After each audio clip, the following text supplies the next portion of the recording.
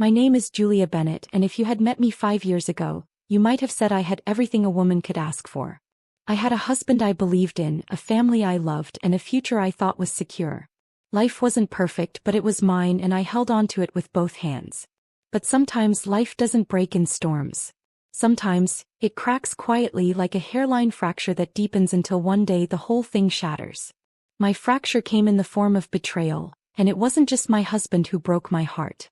It was my sister. I married Ethan when I was 27. He wasn't the kind of man who lit up a room, but he had a steady presence that drew me in. He was charming in that quiet, confident way that made people listen when he spoke. My family loved him, especially my younger sister, Sophie. Sophie was always the golden child. She had the kind of beauty that drew eyes without effort. Long blonde hair, sparkling green eyes, and a laugh that carried across the room. Growing up, she got away with things I never could. She was the kind of person people forgave instantly, even when they shouldn't. I didn't think much of it at the time. She was my sister after all. What reason would I have not to trust her? Ethan and I built a life together. We weren't rich, but we were comfortable. We shared quiet mornings with coffee, long nights with takeout and Netflix, and whispered dreams about the children we might one day have. For a while it felt solid, real, safe until it wasn't. The first cracks in my marriage were subtle. Ethan started working later. He grew distant. Conversations that once flowed so easily became stilted, filled with silence and half-hearted nods. I told myself it was stress. His job was demanding and everyone goes through rough patches. I tried harder. Planned dinners, made his favorite meals, even dressed up just to greet him at the door. But nothing worked. His smile faded more each day. And then there were Sophie's visits. First I was glad. She was my sister, and having her over felt like a reminder of simpler times. But I started noticing how Ethan's mood would lift when she was around. His laughter, rare with me by then, came easy with her. She touched his arm when she spoke, leaned in just a little too close. I brushed it off as paranoia. Sophie had always been affectionate. Ethan was my husband, he wouldn't betray me. Or so I thought. The truth didn't come out in some dramatic explosion. It wasn't a screaming fight or a tearful confession. It was quiet, almost clinical. One night, Ethan sat me down and told me he wasn't happy. That he hadn't been for a long time. That he didn't see a future with me anymore. And then he left. No explanations. No second chances. Just gone. I spent weeks in a haze, moving through life like a ghost. My family tried to console me, but I noticed Sophie's absence. She didn't call, didn't visit, didn't check in. A part of me wondered why. Another part of me already knew. 6 months later, I walked into my father's house for a family dinner. It was supposed to be a casual gathering, nothing more. But the moment I stepped through the door, I felt the tension. My mother avoided my eyes. My father forced a smile.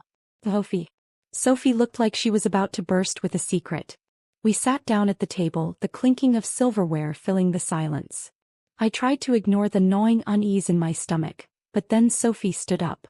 She tapped her glass with her fork, smiling as the room quieted. "I have an announcement," she said, her voice bright, her eyes gleaming. "I'm engaged." Everyone gasped, clapped, cheered. My father stood and hugged her. My mother cried tears of joy. And then she stepped aside. And Ethan walked into the room. My ex-husband. My sister's fiancé.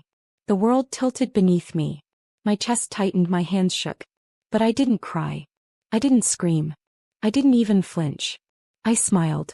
Because while they thought they were blindsiding me with their happiness, they didn't know I had something far more powerful than tears. I had the papers.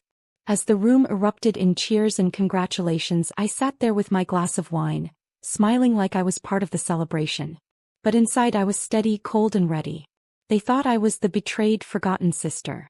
They thought I would sit quietly while Sophie paraded my ex-husband in front of me. They thought I would swallow the humiliation. But they were wrong. Because the truth was, I had been preparing for this moment. And soon, very soon, their celebration would turn to ash. I've always believed that real power isn't loud. It doesn't need to shout, doesn't need to draw attention. Real power is quiet. It waits. It watches. And when the moment comes, it strikes in a way that cannot be undone. That night at the family dinner, I learned how much my silence unnerved people. When Sophie announced her engagement to Ethan and everyone turned to me, waiting for tears or a scene, I gave them nothing. Just a smile, smooth and unshaken. It was the last reaction they expected. And in that silence I saw their confusion. That's when I knew. The game had already shifted in my favor. The days following the dinner were a circus. Sophie and Ethan called relatives, shared photos online, posted giddy captions about their unexpected love story. My phone buzzed with messages I didn't answer. When my mother finally called, her voice was gentle, cautious. "Julia, sweetheart, I know this is hard. But Sophie loves him. And Ethan, well, maybe you two weren't meant to be. It's better to move on." I wanted to laugh. Move on. As if it were that simple. As if betrayal could be swept under the rug like spilled wine. Dad, I kept my tone even. "I'm happy for them, Mom." She hesitated like she didn't believe me. But I left it there. The truth was, I had no intention of stopping them. Sophie and Ethan thought they'd taken something from me, but what they didn't know was that the real prize, the one thing Ethan valued most, was already in my hands. The papers. Months before Ethan left me, we had started a side project together. He had an idea for a small business, something he believed would be our future. It wasn't glamorous, just a boutique consultancy with a handful of clients, but Ethan poured himself into it. What he didn't realize was that most of the setup, the contracts, the licenses, the incorporation paperwork, went through me. I handled the meetings with lawyers, signed the documents, and managed the filings. Ethan was the face, but I was the backbone. When he walked out, he assumed the business was his. But the papers in my possession told a different story. My name, not his, sat firmly on those ownership documents. I hadn't intended to use them. At the time, I only wanted to move on. But the dinner changed everything. Now those papers weren't just documents. They were a weapon. Meanwhile, Sophie paraded Ethan around like a trophy. They hosted dinners, took photos, flaunted their romance as if it were some grand love story instead of the rubble of my marriage. At one family gathering, Sophie leaned across the table, her fingers brushing Ethan's as she spoke. "We're thinking of expanding the business, you know. Ethan's got such a great mind for it. We're really going to take it to the next level." Everyone nodded, impressed. My father clapped Ethan on the shoulder, telling him how proud he was. And I sat there sipping my wine, biting back a smile. Because while Sophie talked about their future, I knew the truth. She was building her castle on sand. I didn't confront Ethan. I didn't warn Sophie. I didn't tip my hand in the slightest. Instead, I began preparing. I contacted the lawyer who had drawn up the original business contracts. I requested copies of everything. Articles of incorporation, ownership agreements, tax records. Each one confirmed what I already knew. The company was legally mine. From there, I reached out to the clients Ethan had been working with. Some remembered me from the early days. Others only knew my name on paper.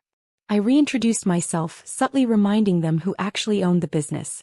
Most of them were polite, but I could sense their curiosity. Why no? Why was I resurfacing after being absent so long? I gave them no answers. Just reassurances. "You'll understand soon enough." Of course, Sophie couldn't resist rubbing her engagement in my face. She invited me to coffee one afternoon as if we were still sisters, as if nothing had happened. "I know this is weird for you," she said, stirring her latte with a smile that didn't reach her eyes. "But I think you'll come around. Ethan and I are meant to be. You two were just wrong for each other." I raised my brows. "Is that what you tell yourself at night?" She laughed, but there was an edge to it. "You can be bitter if you want, Julia. But soon you'll see we're going to build something amazing together. You'll wish you were part of it." I sipped my coffee, letting her words wash over me. She had no idea. No inkling of the storm that was about to hit her. "I'm happy for you, Sophie," I said softly. And the way her smile faltered told me she didn't believe a word of it. 2 months after the dinner, Sophie and Ethan hosted an engagement party. The house was filled with friends, family, colleagues, all buzzing about their upcoming wedding. I walked in wearing a simple black dress, not flashy, not subdued. Just enough to blend in. Ethan spotted me across the room. For a moment his smile faltered, but then he masked it. He was charming, smooth, pretending like the past was water under the bridge. Sophie, however, couldn't help herself. She wrapped her arm around Ethan and leaned in to kiss him, her eyes darting to me, searching for a reaction. I gave her none. Just that same calm smile. Inside, though, I was counting down.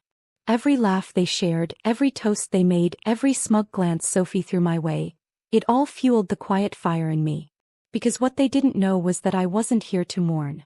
I wasn't here to endure humiliation. I was here to watch the clock tick closer to the moment everything would turn. By the time I left the engagement party, I had everything in place. The documents were filed. The lawyer was on standby. The clients were waiting for direction. All that remained was timing. And as I walked to my car, Sophie's laughter echoing behind me, I felt a strange calm settle over me. They thought they'd won. They thought their betrayal had broken me. But what they didn't understand was that betrayal doesn't always destroy. Sometimes it sharpens. It strengthens. And when the reckoning comes, it doesn't arrive in anger or chaos. It arrives quietly, inevitably, like the closing of a door. And that door was about to slam shut on Sophie and Ethan. Revenge, I've learned, is not about rage. Rage burns too fast. It blinds you, consumes you, and leaves you reckless. No, real revenge is cold, deliberate, and timed with precision. It's a chess game, not a fist fight. And now, after months of waiting, the board was set. It began with a single email. I sent it to Ethan one quiet Tuesday morning. We need to talk about the company. Meet me at the lawyer's office on Thursday at 10 a.m., Julia. No explanation. No context. Just enough to unnerve him. He replied within an hour. What are you talking about? The company is mine. But fine, I'll be there. I could almost hear the irritation dripping from his words. When Thursday came, he arrived in a tailored suit, Sophie on his arm, her diamond engagement ring glittering obnoxiously.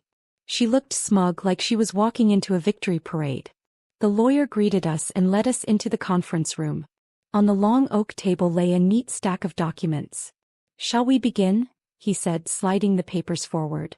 Ethan frowned, flipping through them. His face drained of color.